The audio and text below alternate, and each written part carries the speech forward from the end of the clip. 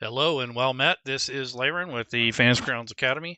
Today I'm going to be taking a look at Patreon and some of the artists that you can potentially subscribe to if you are so inclined.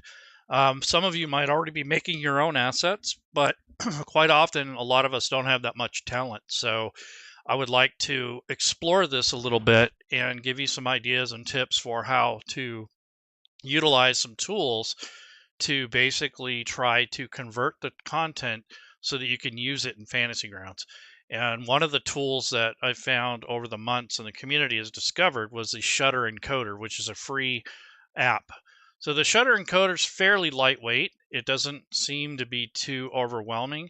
It does a lot of functions, and it's very handy if you want to convert different formats of audio and video into a workable or usable format for Fantasy Grounds. So we're going to go through that, and then at the end, we'll go ahead and make a campaign, and we'll add the content to that. So first things first is I actually kind of want to make the campaign just so I have it started, but I want to take you to the Patreon first, was basically where we're going to start.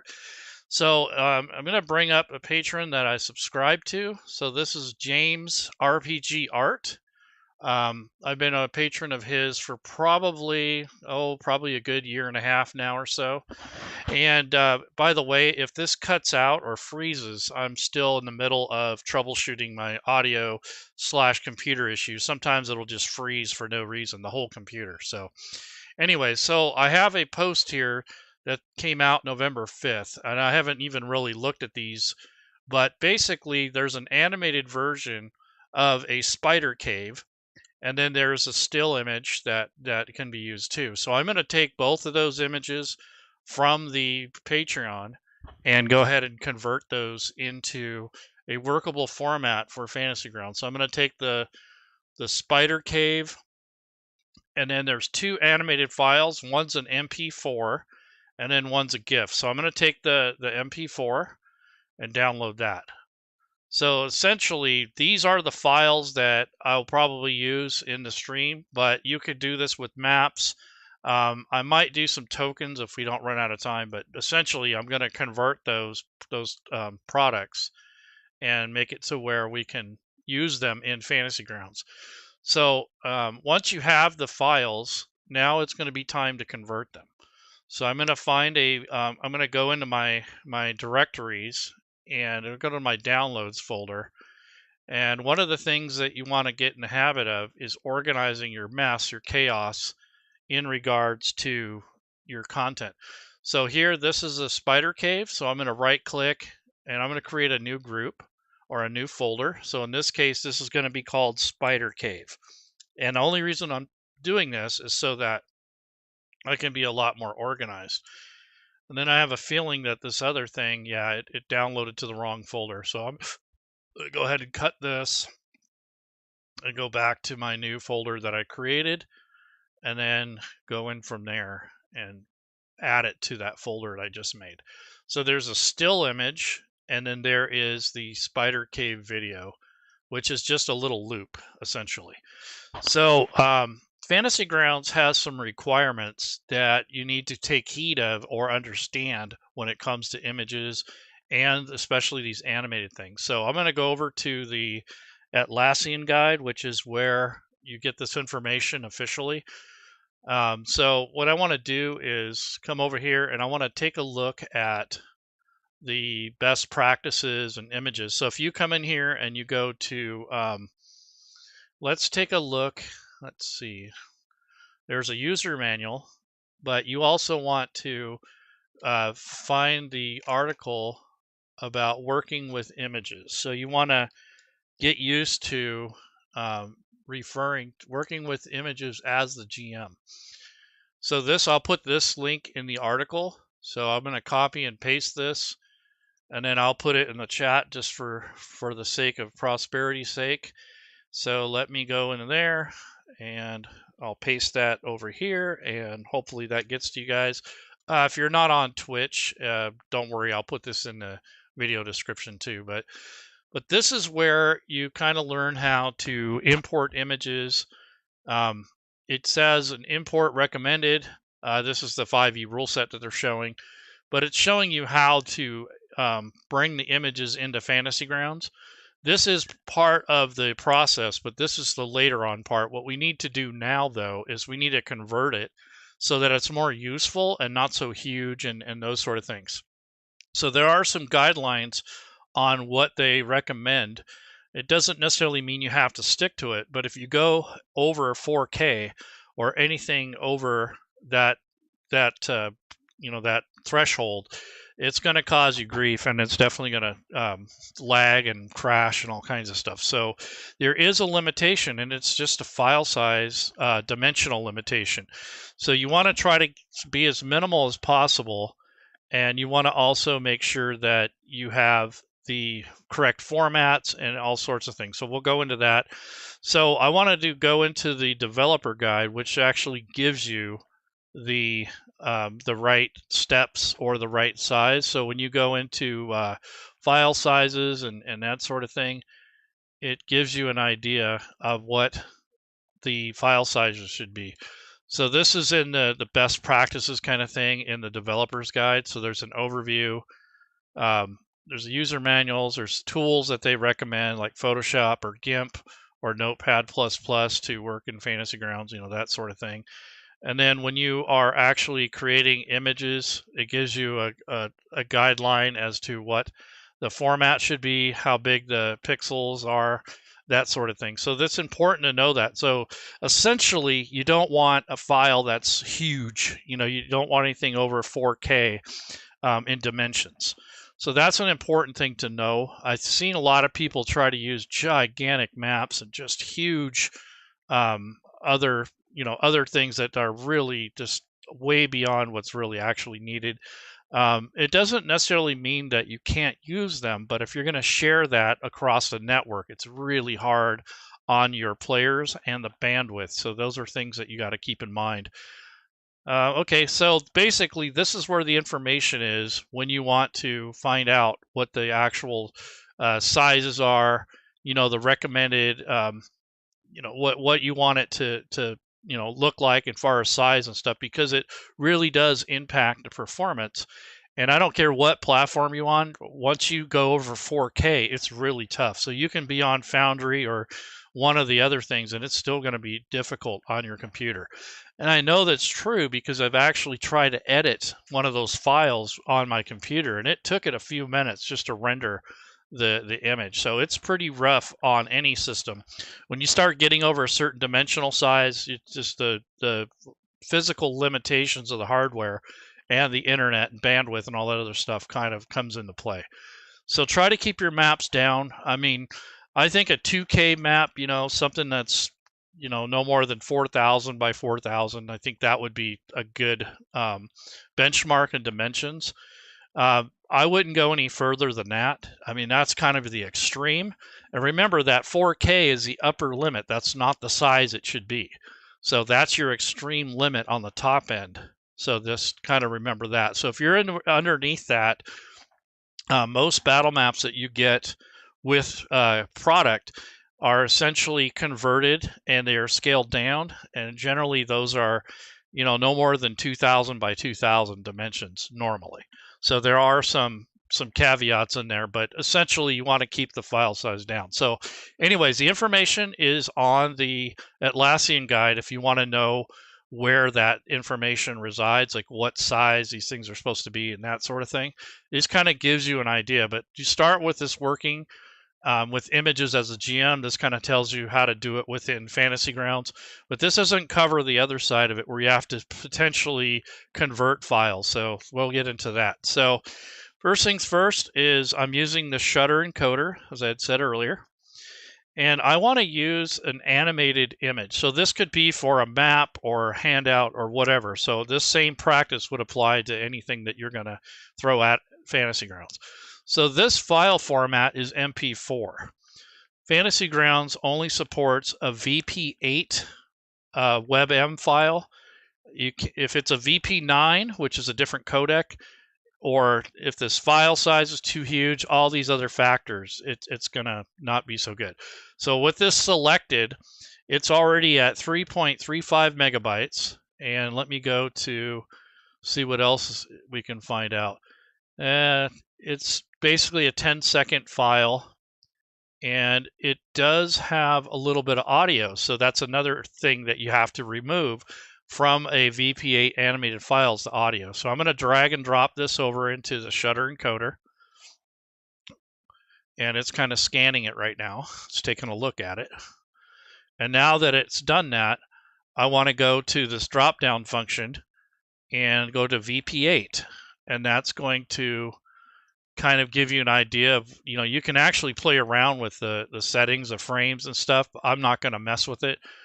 But over here on the right, you'll see that it has audio, even though you may not hear anything, there's still an audio channel. So you need to remove that. So if you go to audio settings, you want to select no audio on both of these where it says audio 1, audio 2, so you don't want any audio at all. So this is so that Fantasy Grounds can read the file. If there's an audio codec attached to the video, it's not going to show. So you have to convert it, remove or strip the audio out of it, and then do your conversion. So the next thing is to look at the quality. It's going to bump it up to about a 5 megabyte file, which isn't too bad, but you don't want to get too much bigger than that. And then as far as the source scale, it looks like it's a 1080 16:9 file, which is fine. That's perfect. And you can select that here, but I don't usually play with that. I leave that as is. And then if you were going to do a token for, say, let's say you had a token, there are some settings in here where you can actually keep the background or the basically any of the information that would keep the transparency. In this case, there's no transparency, so I don't have to worry about that. But if you're doing tokens and you're converting them, if they're animated tokens, you're converting them over to WebM and VP8, which is the codec for WebM, a lower codec. Essentially, you can ask for it to keep or preserve the actual the transparency, but in this case this is a video, so I don't have to worry about it. Generally with animated maps and such, there's an audio file attached to it, especially if it's in a different format. So I'm going to go ahead and hit the start function, and it's basically doing the conversion, and this will now potentially be recognizable in Fantasy Grounds. So this is a step that you'll have to take if you're going to subscribe to these patrons. And if you notice that these formats are not always compatible with Fantasy Grounds. So this is something that you want to do in the interim before you even put it in Fantasy Grounds. So that's an important step. And what I want to do is use this as a battle map, even though it's not really a map. It's got a little bit of mist. These things are moving around. It's got some water dripping, so that's pretty cool. So we'll just, and then I have the still image in case I want to make something out of that. So what we're going to do now is go into Fantasy Grounds, and I'm going to start a new campaign, only because I'm showing the show, but you might already have something going. Select the rule set, and I'm always going to lead it with the rule set acronym. So if it was Pathfinder, I do PF2, whatever your rule set is. And put an underscore, and then I'm going to call this Spider Cave, I guess, for lack of a better title. So the Spider Cave is basically going to, kind of give me an idea of what it is, so I know. And then I don't really need to be online, so I'm just going to put it on LAN. I don't need a password because I'm not connected to the internet per se with the Fantasy Grounds. And there's only two potential extensions that I'm going to load. So one of them being that I kind of want the chat window to have a little bit bigger font. So this is a font Roboto revised that's on the Forge. And then there is a theme where I'm going to load the old classic leather theme, which is one of my favorites. And that's it. That's all I got for all I need for that. So I'm going to go ahead and hit start. While that's loading, I just want to let you know there are lots of different patrons out there. I don't necessarily promote any one over the other, but if you want tokens or you want animated maps or any of those sort of things, there's a ton of these on here. Like this is Benios's animated tokens. You have animated dungeon maps, which is another thing you might want to get into. Like, you can download these maps and convert them. And then this guy also sells them, but you can take these files and download them and then convert them so that you can use them in Fantasy Grounds. So it's kind of up to you, like what type of content you want. But just pay attention to the size, because it actually tells you the grid size for the map. So in this case, if you're going to use this barracks, it says the square grid is about 55 by 55 pixels. So it's roughly 35 by 20 squares. And then they had to cut the edge a little of the squares a bit to make the map fit into a standard full HD resolution. So you want to make sure that you read this stuff, because it gives you the pixel dimensions. So when you go to set it up in Fantasy Grounds, it's a lot closer to what it should be. So there's all kinds of art and different things you can get. Like here's the cyber maps. I use this for the cyberpunk stuff. So if you're into cyberpunk, they have that too. And one of the other ones I liked was, let's see, who is this? DM Andy. This is one of the patrons that I subscribe to. And this individual does mostly static maps, but he's done like all the Curse of Strahd and those sort of things. So if you like just flat static maps and you're into the Curse of Strahd, I kind of would recommend this. So you got like a Gothic village here, and it's really cool looking. But again, his files are a little bit big. So these things here, you have a 4K WebP version, a 4K JPEG. So I would probably go with this 4K WebP version and call it good, because that's going to be your maximum. These 8K ones are going to be pointless. You don't want to download those and try to use those. Even if you use it in a platform like online platform like Roll20 or the other Foundry, it's going to give you problems. It's too big. The file size is way too big. So that is basically the patrons. And now that the Fantasy Grounds is loaded, I'm just going to load up some basics here. So I want to click on Show on Load so that way I don't have this pop up every time I come in here. And I'm going to hit Next. I'm just going to load the SRD. I don't need a whole bunch of rules. I just need a little bit of stuff in case I want to test the map out. And then I'm going to hit Next, and that's it for now. So I hit Finish. And now I'm going to add these actual images to Fantasy Grounds. So I want to go to the library, and I'm going to go to Assets. And you basically have this menu here.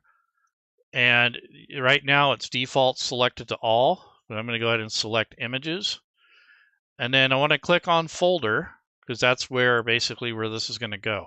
So it is an image folder where you're going to put your assets, but in this case, I'm going to make a new folder, and this is going to be maps. So I want to go ahead and put that there just so I have a sub folder in case I want other types of data in there. And then I'm going to go over to the folder that I converted, and I'm going to bring these two static images over. But first I'm going to start with this map. And then this image right here, this is a 1920 by 1080 file. So I'm going to right click on this. I'm going to open it with my Corel, and I'm going to convert it to WebP just to cut down a little bit on the file size. As it is, this file is only about a meg, but anywhere you can squeeze out some file size and keep your file size down is a good thing. Now, this doesn't really matter on one or two images, but when you have a module that has several images, that's when it kind of matters. So I'm going to go ahead and hit Image, File, and I'm going to export it. So export, or save as, excuse me.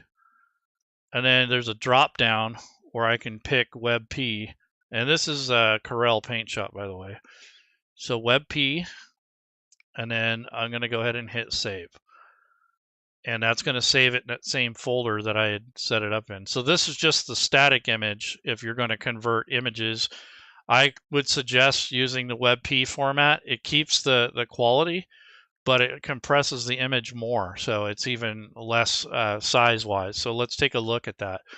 So I want to go ahead and close this out, and you can use GIMP or whatever program you have at your disposal if it supports WebP, and I'm pretty sure GIMP does. So here's the WebP version. So this one's only 154 kilobytes. The JPEG version is 959 kilobytes. That's quite a difference. So if you multiply that with the number of images in your campaign, that really makes a huge difference, not only in storage, but just in the sheer volume. So when you're transferring that back and forth between your players and your table, it's not as hard on your bandwidth. So I'm going to go ahead and drag that over there now that that's converted. So these are both WebM, WebP versions, and they're going to be a lot smaller, except for the WebM version is a little bit bigger than the MP4 version, and I'm not sure why that is, but anyways, I'm going to go ahead and import those into Fantasy Grounds. So once you have those in the subfolder under your assets, you want to hit the refresh folders, and that'll get a campaign folder now, where that didn't exist before because you didn't have any custom content. Whenever you add custom content to any of these, like tokens, portraits, or images, it creates a campaign folder that's unique and specific to this campaign. If you want it to exist on every campaign in that rule set, you want to store it in the data layer, which is the top level of Fantasy Grounds. So now that we have that, let's go to this campaign folder. Let's go to maps. And as you can see, they both show up. Now, if I hadn't done that, it would probably just be a white square or blank, or it wouldn't show up at all. So that's what you want to do with these types of files that you get online, is you want to look at how big they are. You want to get them to a nice format and then work from there and then put them in Fantasy Grounds. If you just dump them straight in, you don't know what you're getting, and you don't want format, the file size, all that stuff. It kind of makes a difference, especially if you're going to have more than a few. So what I want to do here is go to my campaign directory over here on the right. I'm going to go to images, and I'm going to make a drop-down menu group. So just click on this little arrow, click this edit, and then you're going to add, this says group 1, but I'm going to call this a spider cave. Okay, so there's a spider cave, and then I'm just going to get out of the edit mode, select the spider cave, and now I'm going to import these. So you can do it en masse or in a group by clicking create from campaign assets. So I don't recommend doing that until you have all of your assets done, or if you're just going to kind of piecemeal it together, you can just drag these in and they will make a new image for your campaign. So now these are actually a part of the campaign. So you have a WebP version, and then we have an animated version. So what I'm going to do is let's break out the animated version. Let's take a look at this. So I'm going to stretch this out so we can get some more visibility on it. Right click, go to view, and you can do zoom to fit. And as you can see, it looks pretty good. You have all this animated stuff already built in. You got a little fog, got a little bit of movement. There's some, dripping water. So if you were going to use this in your campaign, you could use this actually as your battle map. You don't necessarily have to have a tactical battle map, especially if this was like a boss fight in a lair of the spider. You wouldn't necessarily have to have a map per se, but you could use this image as your image that you're going to fight on. So I'm going to go over to the grid, and I'm going to just turn it on and see what it looks like. So it looks a little off, so let me try 32. I'm pretty sure that's it's around there, but essentially you want to line up the corners here. So let me go with let's go with 70. See if that looks good. Oops, that's too big. But basically we're going to line this up so it works in yeah, so this is kind of what you're getting here. And this is also, if you don't know the dimensions of the file, this is the kind of thing you're going to be fighting with. So another way to do this, kind of line that up a little easier for you, is I could just kind of draw on top of it instead of selecting a grid. So if I right click and go to layers, I can remove the grid, and then I can add one by right-clicking, going back to layers, go to set grid, and then I'm just going to draw a corner in here until it lines up. So that's a little too small. Let's go with let's see, that's a little too big, or a little too small still. I think this is going to be close. Yeah, right about there. That's pretty close. So that's at 120. Let's go with 140. I'm pretty sure they set these things up around roll 20 type stuff. So yeah, there we go. That's close enough. So this might be too big for square, so you can cut this in half if you need to. This is at 135. So if you cut that in half, you go to like 74 or 72, something like that. And then move the grid if you need to. And that should get you closer to what you want. Yeah, that's really close. So 72 that way, but it's kind of off this way. But you know, you're only using this for a battle scene, so it's not critical. And then I'm going to turn down the opacity of the grid so it's not obnoxious. I just kind of want it barely in there. And I kind of like this gray. This is a rare occasion that I like this gray color because it kind of blends in and it kind of looks like a spider web. So I'm going to leave it like that. And then I'm just going to hit OK. And I can actually turn it down just a little bit more so it's barely visible. And that way it doesn't like look too obnoxious. So I'm going to hit OK. And now it's now you got a surface to work on. So let's take a look and just test this out. So I'm going to go to NPCs. And then let's type in spider. Giant wolf spider. There we go. Something kind of hideous, scary. There's another. That's just a generic spider. Let's see what the giant spider looks like. The same token. Okay, so this is just a test. So I want to take this and put it on the combat tracker first. And this is kind of how you test out your maps when you're first doing this. And then I'm going to shrink the map a little bit. I don't know if I need it that big. And then I'm going to go ahead and expand it out. So it's zoomed to fill. And then here's our NPC. So I'm just going to drag and drop this into the combat tracker and then drag it over onto the map. Just kind of see what it looks like. Yeah, for something that it's a medium creature, so it's only taking up 1 square. So if it was giant, I would think that they would put it as a giant beast, but I guess not. Anyway, so this is just a test to see what it looks like on the battle map. So this is something you can use. Probably do something like that, and you kind of get an idea of what it's going to look like. And just use this surface or this particular image to conduct your combat. And you really don't need anything tactical. It's just kind of as is. There's no line of sight or anything unless you want to. So this is just a way to kind of make things interesting. And it's more immersive, and you got this movement in here. And if you're using Sirenscape, you can add some ambient noises in the background, so that you can really bring your game to life if you want. So this is just a way to kind of make things interesting for your game. So the next thing you could do is, if you have assets already, like things that you can place on a map, let's see if I can find those animated spider webs that come with the Fantasy Grounds map pack. So if you subscribe to the art subscription, I think it's around $50 a month or a year, and that's definitely worth it. There's a lot of different things in there.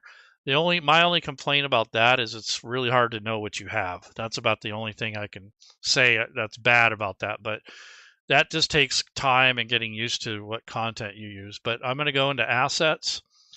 And this time, let's go back up to the top level, and I'm going to type in animated web to see if I can find any of those. I know there's some in here.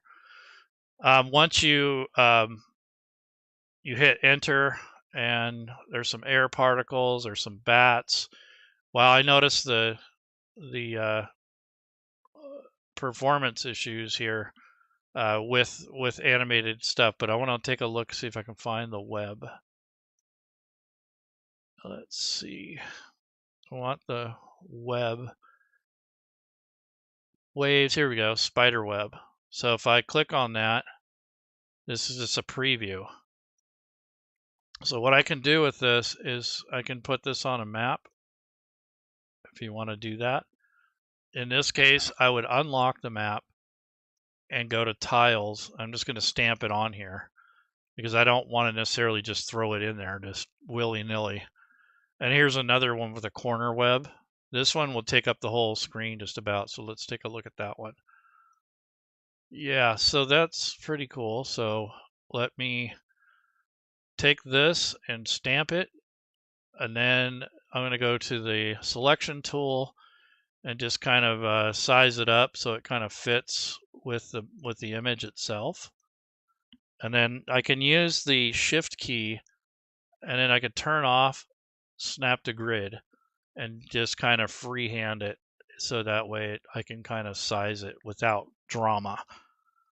So I want to take this, and you can hold the control key or shift, and it will allow you to stretch this thing out as much as you want. And control. So control key gives you more freedom and it's not going to snap to grid. And so I'm just trying to get it to fit. Let's see. Here's the Alt key. Let's see if that does anything. Yeah, so the Alt key gives you more flexibility in certain ways. There we go. Close enough. Yeah. Okay, so there's just a way that you can add some more webbing, and it kind of gives it that extra layer. And then I'm going to go to the turn down the opacity a little bit so it's not overwhelming and not too strong. And then I'm going to play around with the settings a little bit more. So control and something like that. And then this one, something like that. Just kind of keep playing with it until I get it closer to where I want it. There we go. So this kind of adds to the ambiance of your encounter.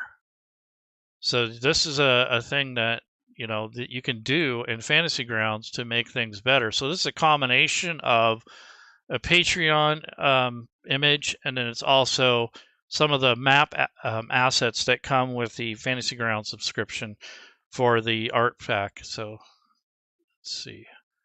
I want to fix this thing. There we go. And then,